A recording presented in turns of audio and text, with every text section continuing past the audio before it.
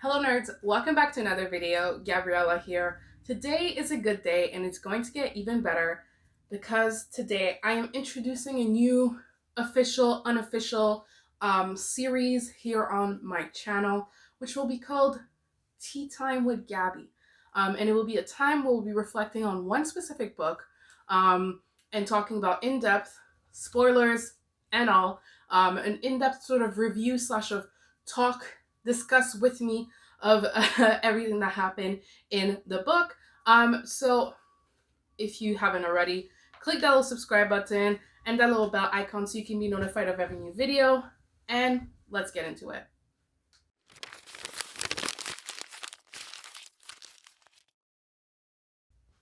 So the book we'll be talking about today will be the one, the only, One Last Stop by Miss Casey McQuiston. Casey wins again, okay? And just what an amazing book. I loved Red, White, and Royal Blue, one of my favorite books of all time. I think I've said this on this channel like 15 times already.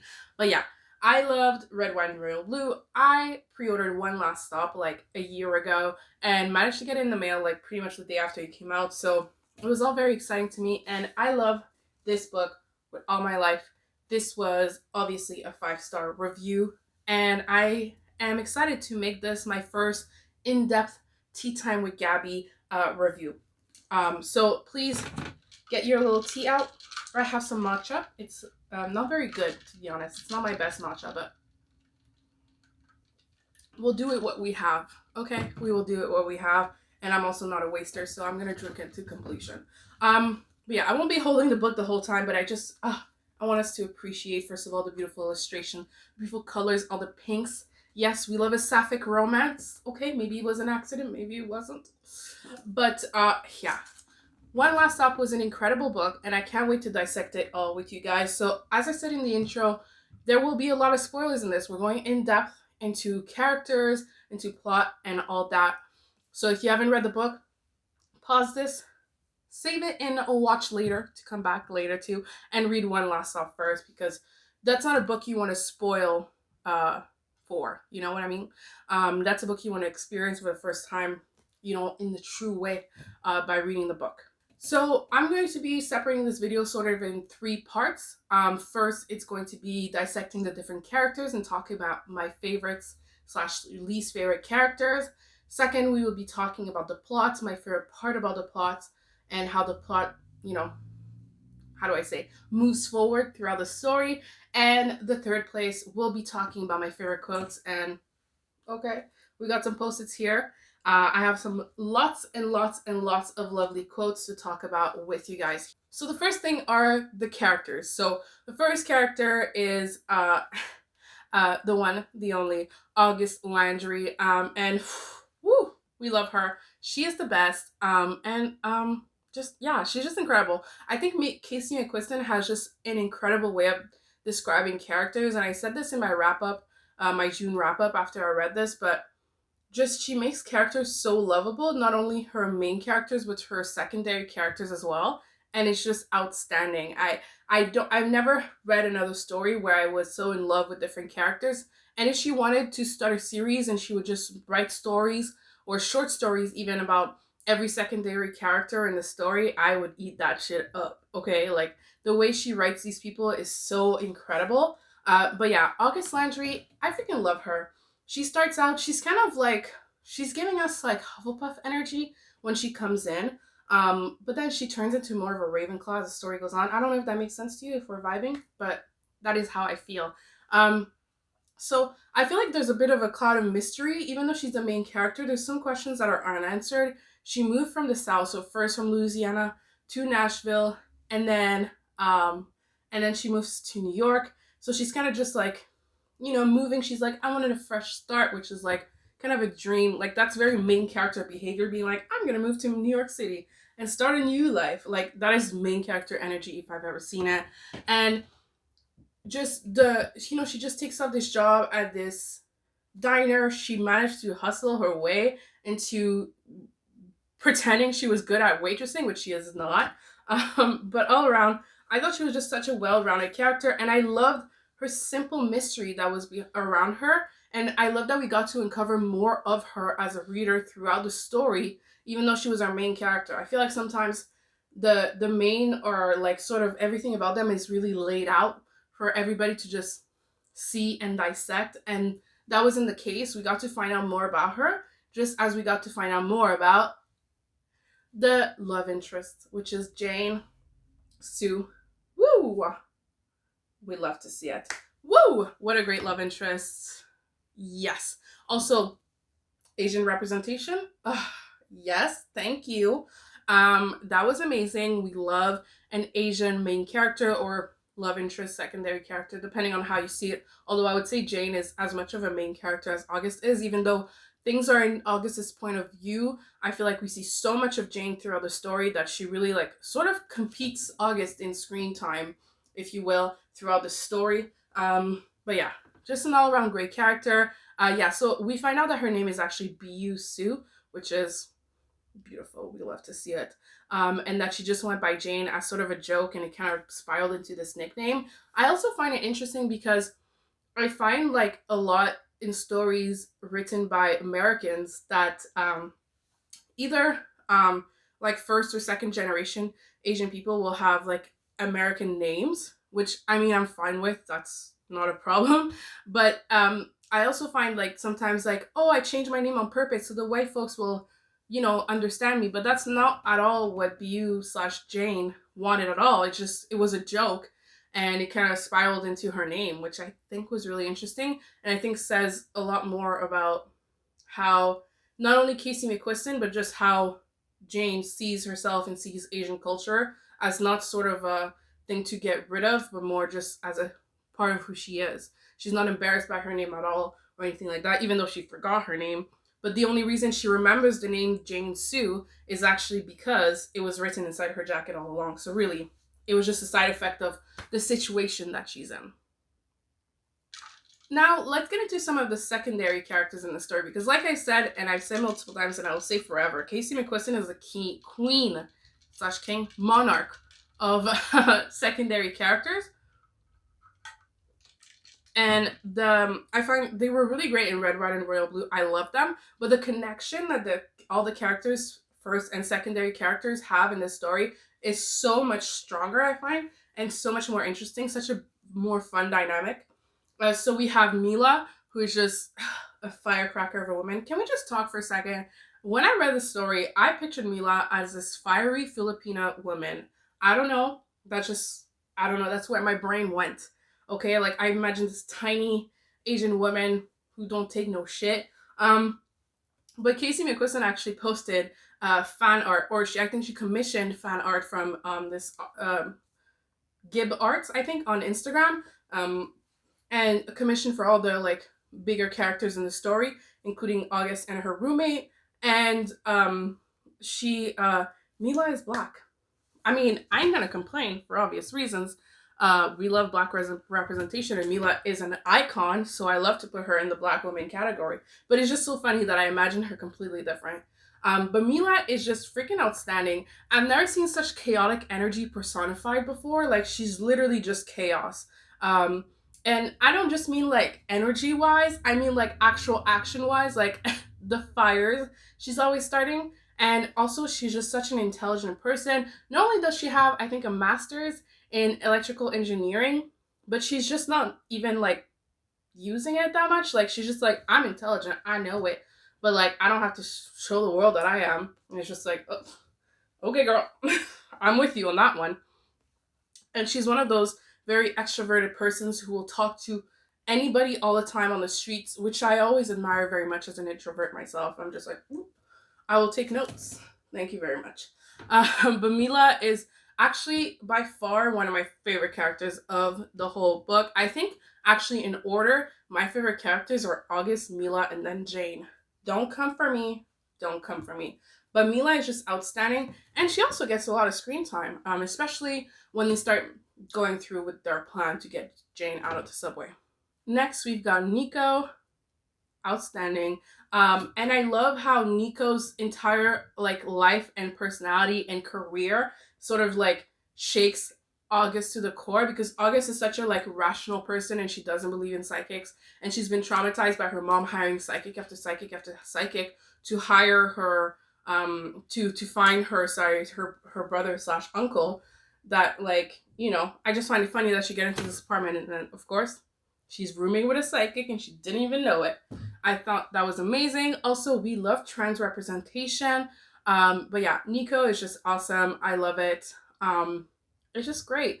And I love how Casey is just able to put in these minorities into stories without it like their personality being about being that minority. Does that make sense? Like sometimes I feel like an author will put in a story a minority just to check that box and say, hey, we did that, we good. When, you know, they just like put a really one-dimensional character who is like, oh, my whole personality is that I'm gay, oh, my whole personality is that I'm black. Like Nico is just none of those things, you know. He happens to be a trans man, that's like means nothing else. Like that's just whatever. It's just like a little bit of a detail like on the bottom of his resume, you know what I mean? So I love that about him. But yeah, I think one of my favorite things is how much his everything about him shakes August and sort of changes her beliefs about a lot of things. Next, we've got Wes, little nocturnal boy, um, and a tattoo artist who one of those trust fund kids who actually ended up defying his parents by existing and moving out and getting written off the will and all that and just starting over his life, you know, as you do. But I just find it really nice that although, like I just said, Casey doesn't like take her character's identity as their entire personality and their entire arc and all that, I think it's interesting that she still put people like who have suffered homophobia in the hands of their family and things like that, just like Wes did, someone who was thrown out of the home and had to start over. I think it's still interesting that she can put this kind of story next to a story of someone who has very accepting parents, a very accepting family, who, you know, whatever, who's like open and queer, and like still make them like live together and be juxtaposed. I think it's very interesting because I feel like sometimes people, when they're making art, they either see it one way or the other. Like they either see it like all parents will say that they hate their gay kids, and like the entire queer friend group will only be about like how they were rejected as queer people and how they were able to only confide in other queers to like, you know, live their lives. And there's people of the belief that like, no, all parents are accepting in this story. And then you've got a mix and match of queers still together in a friendship group because all the queers find each other. We know this. But find each other and make this queer friend group. But it's all about like everyone is accepting, everything is beautiful. And it kind of very much feels like any company on Pride Month that changes their icons to rainbow colors, starting at like June 1st at midnight, you know? It feels very like Hallmark cliche queerness, I feel. And Casey, I love that she puts these two stories together and manages to just like make them like, hey, the world is like this, the world is like that. It's not just white, it's not just black, it's also gray, you know? So I just love that. And I think Wes is the perfect example of that. We don't get to see that much of Wes, and I wish we got to see a bit more of him personality wise. But I still think he was a strong secondary character, and it was a lot of fun to have him around in the story. So now let's go more into the plot of the story, which I loved. I think that was like the perfect way for Casey to not make a formula like she did in Red, White, and Royal Blue. You know, like self-discovery, angst, them getting together like halfway through the well, not getting together, we're only kissing for the first time like halfway through the book, you know, making us work for it. Although she kind of did the same thing with When I Stopped Making Us Work for It. However, I found it so interesting that she added in the mystery and she added in the sort of science fiction-y fantasy side of it, which was really interesting. It started out feeling like it was a bit of a like, I mean, it's definitely speculative fiction, and magical realism is like how I would define this book, but I find it interesting how for a big part of the book you think it's more of a fantasy thing, like bibbidi bobbidi doo, you know, Jane just ends up stuck in the subway since the 70s. But I find it interesting that throughout the second half of the book, or towards more where the plot starts to ramp up a little bit, and especially when Mila gets involved, it gets more sciencey and it gets more about the electricity and everything. And oh, there was a blackout and blah blah blah. I think it was really interesting how it kind of evolved from fantasy to science. Like at first it sounded like sort of a weird, a bit not, I don't want to say convoluted, but it sounded a bit like I thought it was just the plot was kind of going to be secondary to the characters, and I find that throughout the novel the plot really sort of emerged into the story and became sort of equal, if not, I would say about equal to the characters, which I found really interesting. I also loved how August's past and Jane's present kind of melded together.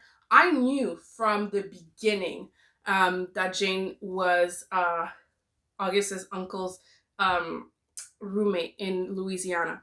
I was sure of it. I am pretty sure I marked it somewhere in the book.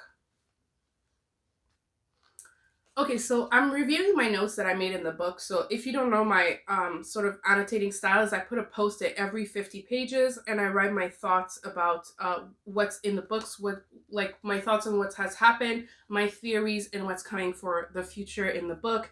And at page 150, I marked theory. Her roommate in NOLA was August's uncle because Jane talks about a roommate that she had in Louisiana. She doesn't remember much of it, but I was 100% sure it was going to be August's uncle, and I was correct. Um, and that was a perfect way to meld the stories together. I had a theory at the beginning of the novel that August's uncle was also stuck in time somewhere, not necessarily in New York, but just somewhere else, and it was like a phenomenon that different people maybe were stuck in the subway, or maybe that Jane and August's uncle Augie were stuck in were kind of stuck because of a connection that they had. Like when Jane got stuck, Augie got stuck wherever he was. I was That was my theory. Of course, it didn't end up happening, which was really unfortunate. And of course, it kind of made sense that Augie would have passed away in the end. Um, I, I mean, it was sad, but also kind of happy that he got to live his life as a gay man as he wanted without this like society and his parents watch over him. Was just, I think, a beautiful way of ending it without making it so open ended that it would be a happy ending for everybody, in the sense that August's mom gets to have closure about him, but he doesn't just come back and be like, hey, let's relive our times that we've missed together. So I thought that was a perfect sort of bittersweet ending to that storyline. But I love that Jane ended up with August. I just love that. I love that when they were able to fix everything and they did their little electricity heist, and they were able to get Jane unstuck from the subway. I love that she was gone for a little bit. I thought that was really interesting, adding some suspense, making us work for it again, Casey. Ugh, Jesus. But I thought it was the perfect way to sort of add doubt to it all. And I have to say, throughout living through Jane's life, through her memories, and seeing August work through them, I kind of understood why Jane didn't want to I felt torn because I was like, if I was Jane, would I want to go back in time, like go back to 1976 or whatever when she disappeared, or stay with August? I mean, I understand true love, all that, the power of love. I'm totally on board with that. I'm a romance geek, okay? But I have to say, with all the things that she left behind in the 70s, like, I don't know. In some way, I would have wanted to go back too, even if it meant not being with August. I was really torn, and of course, that decision was made for me. I mean, I was expecting that, and I just loved a nice, happy ending, and I love that they got to be together. But I love that. I feel like in a way, Jane's relationship with August was sort of a therapy session, in the sense that she was able to work through all her past memories and rework through all that trauma, all the emotions of it all, and kind of get the sort of closure that she needed so she could move forward with August. I just think that was a perfect cherry on top of a sundae to the storyline. And yeah. And like I said, I feel like the plot really picked up towards the end of the story, for sure, with Mila and August planning this electricity heist, and with saving Pancake Billy's and all that. And it kind of just, I don't know, it just worked in it was a beautiful symphony of different mini plots put together, and they just perfectly just it was just they perfectly unraveled together. It was great, and it had all the perfect ending together as well. It was just, I don't know, it was such a great heartfelt story while still having that magical realism sprinkled through, that mystery sprinkled through, that sort of not coming of age per se because they're in their 20s, but sort of coming of age because August gets to learn to accept the side of her that she put away, you know? She hated being the detective for her mother all these years and putting basically her entire life on hold for her mother to find her brother. But then after she figured out that mystery, she was like, you know what? It is a part of who I am. Maybe I hated it back then, but I'm an awesome detective, and maybe that's what I should do and be a PI, which I thought was the perfect way to show her growth throughout the story. So all around, I was very, very happy with the plot. I mean, of course, it was a 5 star. I know, but I just mean all those little details just worked perfectly in harmony. That's the word I was looking for. In harmony together. It was just chef's kiss outstanding. So finally, last section I want to talk about are my favorite quotes from this book. There are a few, okay? I only highlight my very favorite quotes, either laugh out loud moments or things that are just like, that I'm like, amen, sister, you know? So first favorite quote was page 87, and it reads, this is just a refresher to where we are in the story. August doesn't really know what's going on with Jane at this point. It's still early on pretty much in the story. We're still in the first quarter of the story. And so Jane thinks that, August thinks that Jane might be a vampire. And so she says she's going to have to say it out loud, isn't she? Bella Swan, eat your horny little Mormon heart out. And I thought, that's the most beautiful quote I've ever read.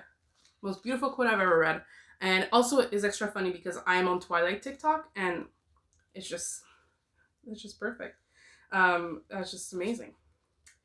So the next quote is on page 132. And this is one of Mila's quotes. And I have to say Mila has some of the best quotes in the entire story. And Mila says, if she looked at me the way she looks at you, my IUD would have shot out of me like a party popper. I mean, okay. Yeah. You know why I had to highlight that part.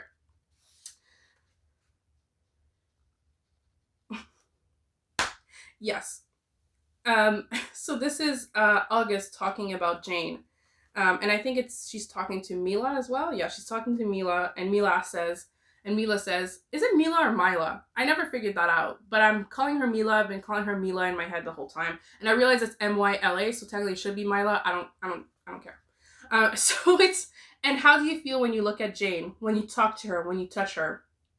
I don't know, like my heart is gonna come out of my ass and suplex me into the mantle of the earth, I guess. I mean, relatable, but who talks like this? But that's high-key relatable. Oh yeah, there were a lot of good quotes in this conversation she had with Mila. It was like back-to-back quotes because this quote, was at page 235. And then in page 236, this is a Mila quote again. And she says, oh my god, she literally shorted out the train because she was horny. She's an icon. She's my hero. I mean, Mila being an icon once again. And then this is again Mila. She's just great. This is the next page, 237. I thought we had gotten past your denial that she wants to eat chocolate fondue off your ass and then co-sign a mortgage. And then exact same page, like literally a paragraph later, we have Mila. Mila says, maybe you're meant to be. Love at first sight. It happened to me, August.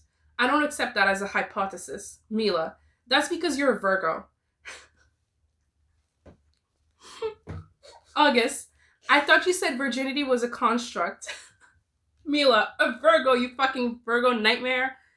All this, and you still don't believe in things. Typical Virgo bullshit.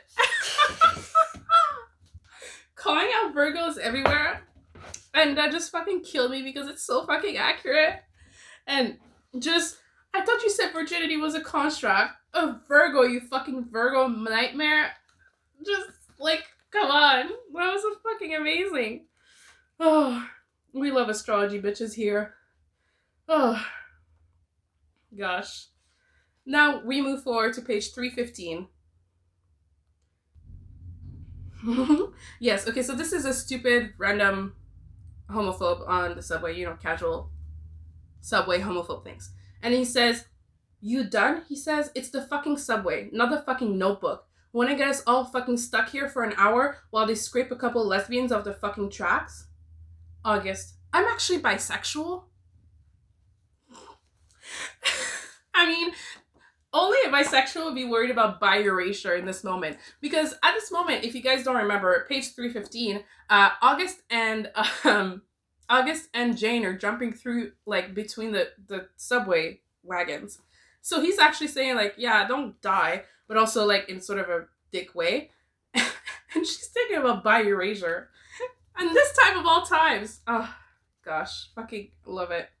So this is page 319. Jane is trying to get caught up on pop culture because there is a great chance that she'll end up stuck in, well, not stuck, but she'll end up unstuck and end up in 2020.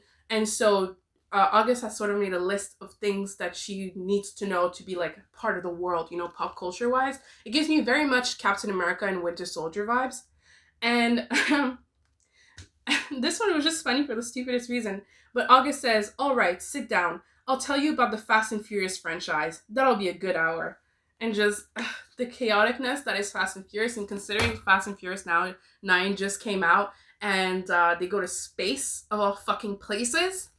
Anyways, I just thought it was just perfect timing. Perfect timing.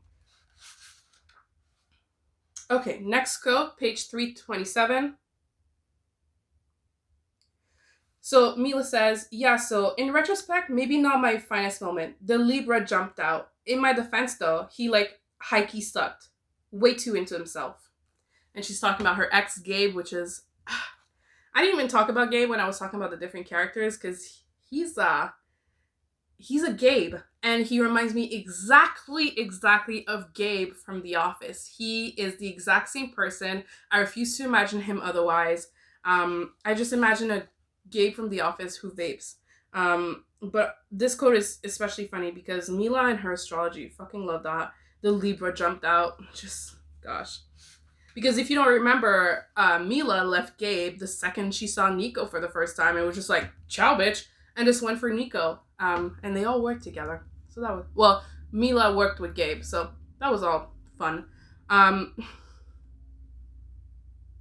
Oh, yeah. So this is a quote from August. And they're trying to plan their, like, electricity heist thing. And then August says, "Okay, we just have to hope the MTA fucks up soon." The MTA reliably fucks up soon.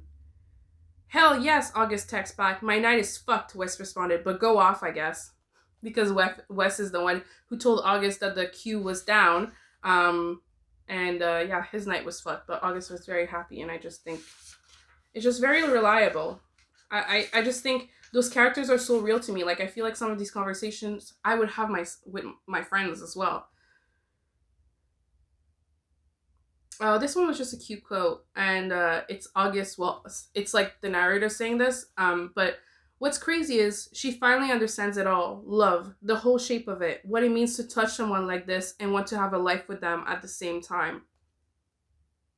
That hit hard. That hit hard. That hit hard. So, this is a conversation between Mila and August again. Like I said, she's iconic. She's one of my faves. And so Mila says, "Look, we all make mistakes when we're young. Mine just happens to be 6'3" and look exactly like Leonardo DiCaprio." August says, "Revenant or Inception? You really got me fucked up if you think I'd settle for anything less than Romeo plus Juliet." Which, I mean, I am blaming you there, Mila. Yeah. Oh yeah, there's another quote here. That quote was page 342. I forgot to say pages. And then page 344. Turns out he blocked me on social media because he couldn't stand to see how I'm doing without him. Which, I mean, fair. A bitch is doing spectacularly. Okay. I mean, yeah, Gabe looks like a pile of garbage in my head. So I could imagine that it would hurt him seeing Mila and all her fabulousness out and about living her fabulous life with Nico. That would hurt, I think. um, this is a conversation between Jane and August where Jane says, "Thank you, I guess. You didn't have to help me, but you did." And then August says, "I just did it because you were hot." Jane says, "There are worse reasons to break the laws of space and time." I just thought that was a really cute quote. Like a little bit of funny, but also a lot of emotion. So I thought that was just great. Then we get to page 362. The queen, who is sometimes Winfield, takes the stage in a magenta beard and performs an elaborate socialism-themed number set to the mix of "She Works Hard for the Money" and clips from AOC speeches. Have you heard a more New York take ever? A drag queen who performs a socialism-themed number to "She Works Hard for the Money" and clips of AOC speeches. That is the most New York take I've ever heard. Say you're a New Yorker without saying you're a New Yorker. Holy fucking shit. That was hilarious though, and I want to see that performance. I'm mad that I don't have that remix of AOC speeches and "She Works Hard for the Money" now. I feel like I deserve compensation for that. Casey, okay, you gotta make that remix for us, okay? You can commission it from a musical artist. I don't care. You need to provide that for us, and I want it on Spotify by tomorrow morning. Thank you. And the last quote I have highlighted is page 365. Oh, this one fucking killed me. This is a Gabe quote, just to finish it off beautifully. So it's Mila's trying to distract Gabe while they're doing the sort of electricity heist and all that. And and so she's trying to pretend to Gabe that she misses him. And so she says, "And especially when I hear that song you used to like, you remember? Sometimes it comes on and I'll think, wow, I wonder what Gabe's doing. I really let a good one get away." She sighs for dramatic effect. "I miss you. I didn't even know what you'd be doing for the past 2 years. You've been keeping yourself from me, huh?" And then Gabe says, "I mean, honestly, it's mostly this job. Yeah, and I got really into intermittent fasting and vaping. Those are like my 2 main hobbies." I mean, vaping and intermittent fasting aren't hobbies, Gabe. Oh, I don't understand how Mila ever dated him. Oh boy. Oh boy, oh boy, oh boy. That is her only flaw, I think. But it's also one of the funniest things about her, so leave it to Mila to make a huge flaw the best thing, one of the funniest things about her. But that is the end of my quote recollection. And yeah, these were all freaking hilarious and actually made me laugh out loud. So I laughed out loud quite a few times. So nerds, that is all I have for you guys today. I hope you liked my in-depth review / talk through of One Last Stop. One of my favorite books of the year, one of my favorite books of all time, an ultimate 5-star. If I could make it 6, 7, 8, 9, 10, I would.